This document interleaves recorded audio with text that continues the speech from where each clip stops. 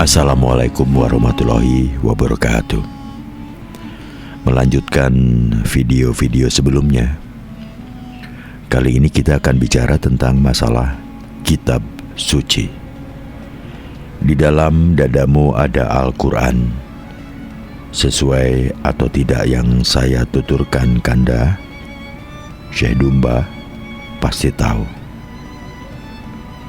Petikan dari Pupuh 6:18. Meskipun kalian mengetahui dan secara teoritis tahu caranya melakukan, tentu kalian akan mengamalkannya, sebab kalian masih hanyut tenggelam dalam kesesatan. Melihat barang berupa permata dan emas yang berkilauan, harta kekayaan serta makanan yang beraneka warna, kalian menjadi terpikat.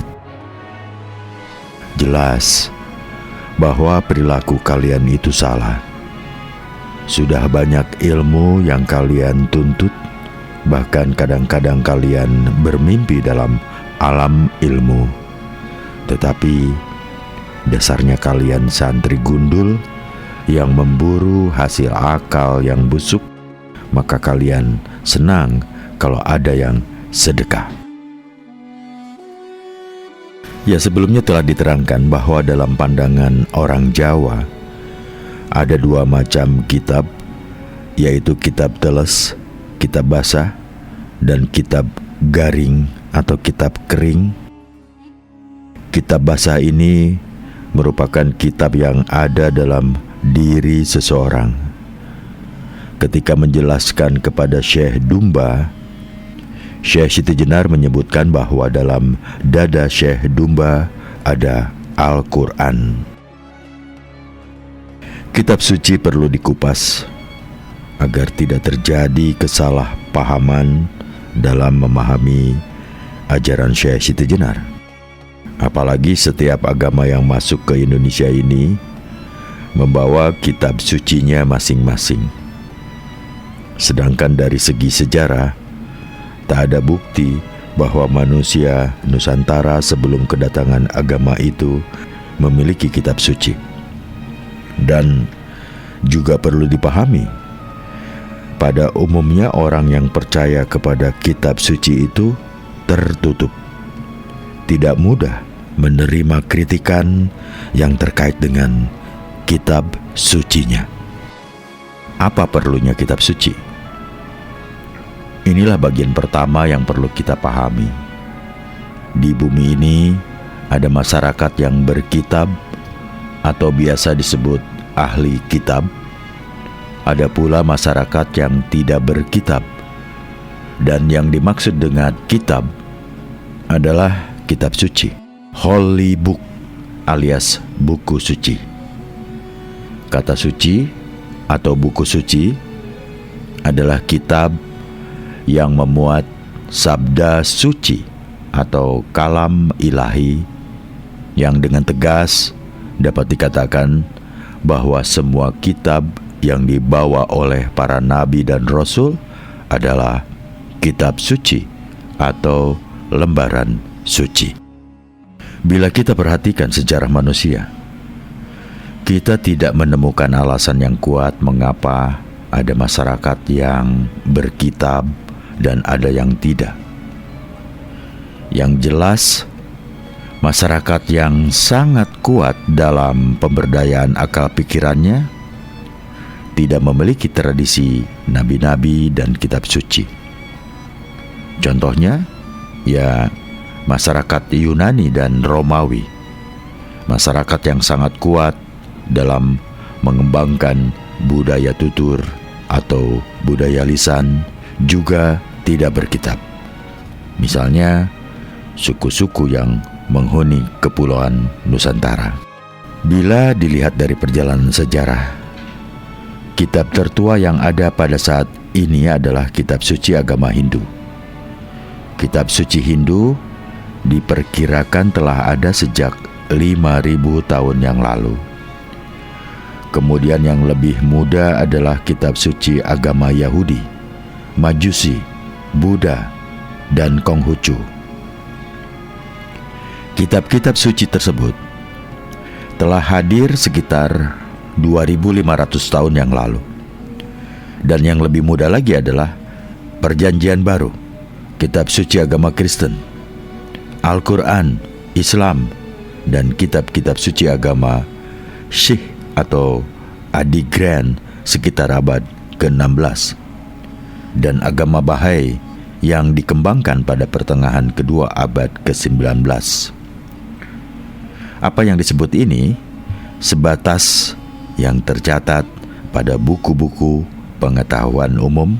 Yang paling penting kita pahami adalah kitab suci hadir di masyarakat yang mengenal aksara.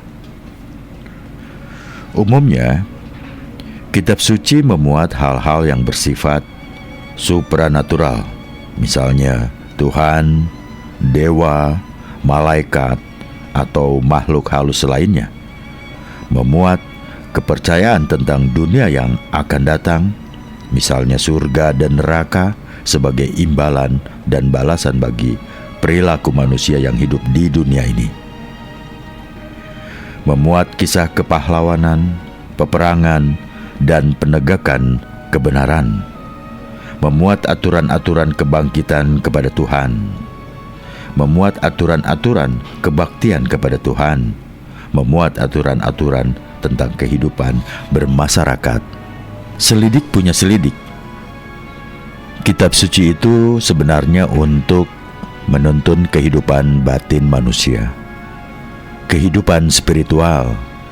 Karena manusia itu hidup bermasyarakat, maka tuntunan untuk meraih spiritual itu dikaitkan dengan tata cara untuk menempuh kebersamaan dan keharmonisan hidup dalam masyarakat. Coba bayangkan, seseorang ingin merasakan ketenangan, tapi lingkungannya penuh hiruk-pikuk dan kesemrawutan. Mudah terjadi pertengkaran, saling berebut kuasa atau kemenangan. Apa yang terjadi? Tentu saja kehancuran. Yang ingin ketenangan terganggu, dan yang terlibat perebutan dan pertikaian menderita. Dalam keadaan lemah, datanglah orang menyerbu dan menghancurkan. Keadaan yang tidak menentu, peradaban tenggelam, kebiadaban muncul.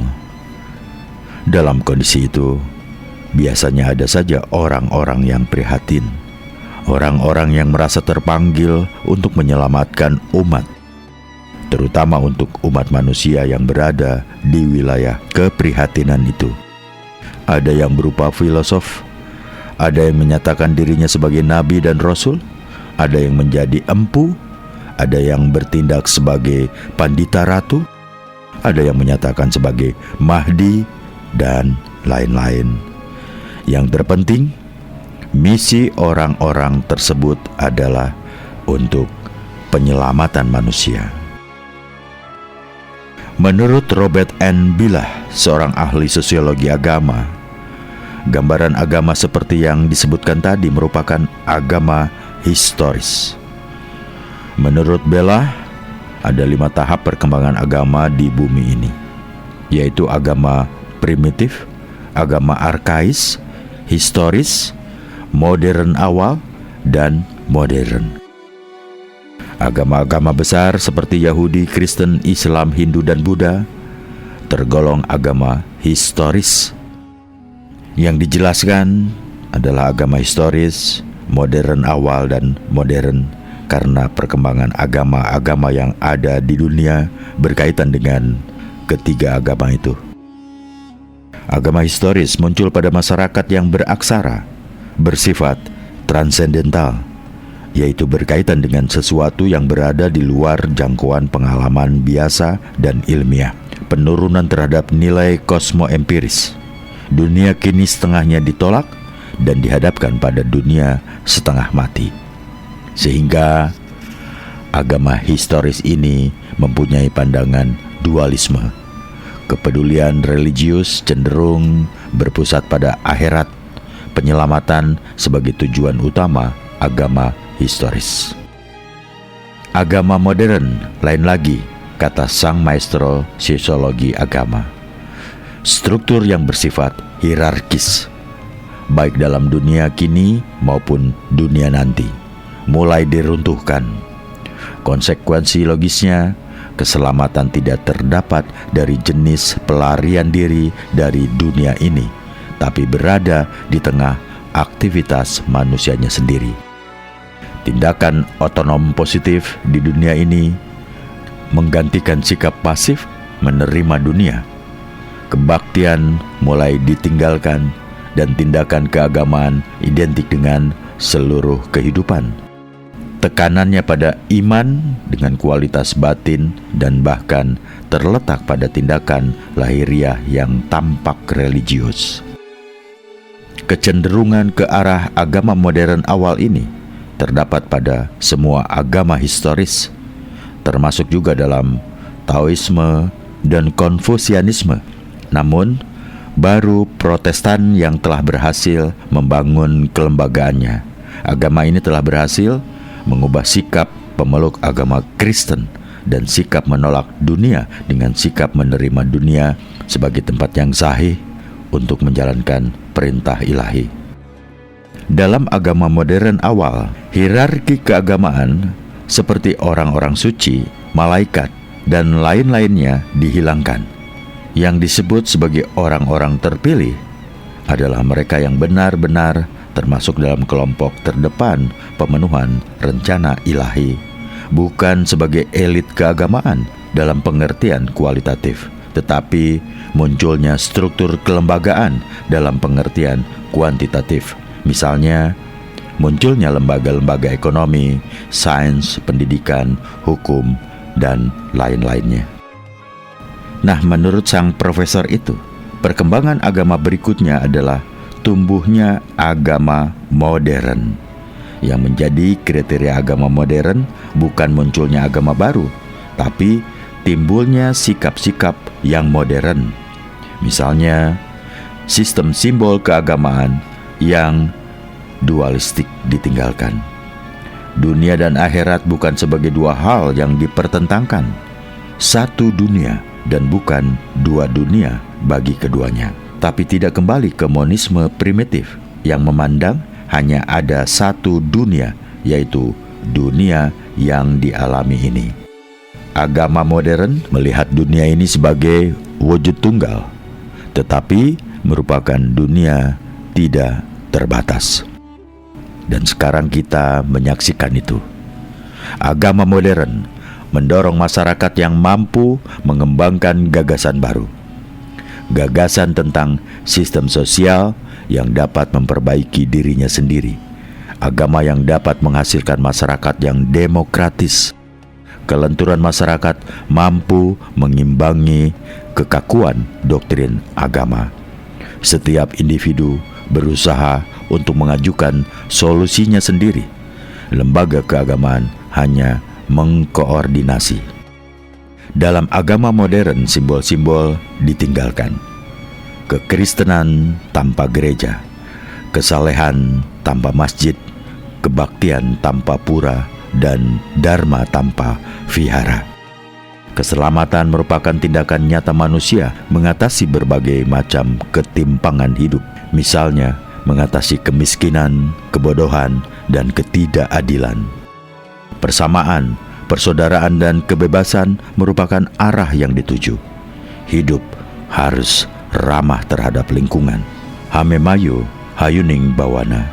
Keselamatan tidak lagi memimpikan surga, tetapi bagaimana manusia hidup di jalan yang benar, yang secara realistis berarti hidup tata, titi, tentrem, kanta, raharja, yaitu hidup teratur, cermat, tentram, aman, dan sejahtera. Lalu apa hubungannya keterangan tentang perkembangan agama ini dengan pemahaman ajaran Syekh Siti Jenar? Marilah kita perhatikan penjelasan murid Syekh Siti Jenar kepada Syekh Dumba.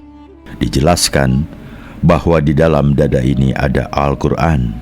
Artinya, Kitab suci yang ada di dalam diri manusia ini yang harus dibaca. Sedangkan kitab suci yang tertulis ini merupakan lampu penerangan. Lampu yang kita gunakan untuk mencari kebenaran. Lampu itu kita gunakan untuk menerangi kitab suci yang ada di dalam dada, agar kita tidak membaca dalam kegelapan.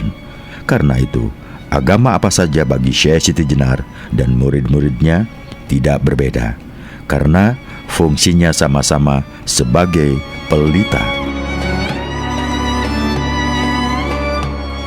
Agar bisa membaca kitab suci yang ada di dalam dada, diperlukan kesungguhan untuk menafsirkannya, sehingga kitab suci tidak hanya sebagai teks-teks mati yang hanya bisa dipakai pada masa lalu dan tempat tertentu.